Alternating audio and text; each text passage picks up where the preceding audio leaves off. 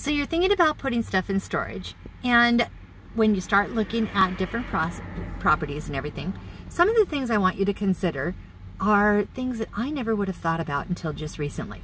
All right, so most of you know that I moved out of my main home and I ended up going into a smaller home. So a lot of this stuff I had for staging actually ended up going into a storage unit. Well, at the time, the storage unit company that I went to had a promotion going where it was half price for 6 months. That was an absolute excellent value, and for 6 months it really worked out well.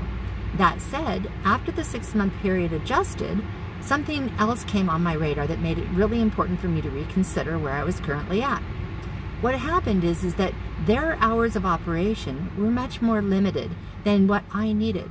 As a matter of fact, sometimes it was a matter I couldn't get to the storage unit in time to be able to unload things from storage for my staging because they had certain hour restrictions, especially on holidays and also on weekends. So what ended up happening is that it got to the point where it made it a little bit challenging to utilize.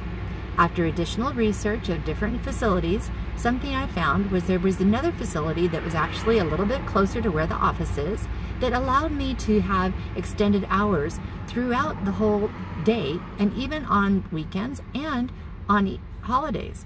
Now that to me was actually wonderful. To cap it all off, one of the things that I asked for is if they happened to have any specials. And you know what? They did. So I was able to capitalize, maybe not 6 months, same as, half off, but even still, I was able to save. So what ended up happening is that I now have signed a contract with a different storage unit that's going to be making it much easier for storing the items that I use in my staging for my clients. By doing this, it gives me extended hours, so it's easier access, and as a bonus, one of the things I was able to do is get it much closer to the door, which makes getting it in and out to my clients' homes much easier. So when you're considering storage, look at your cost, but look at your convenience as well. Sometimes saving money isn't always the best thing.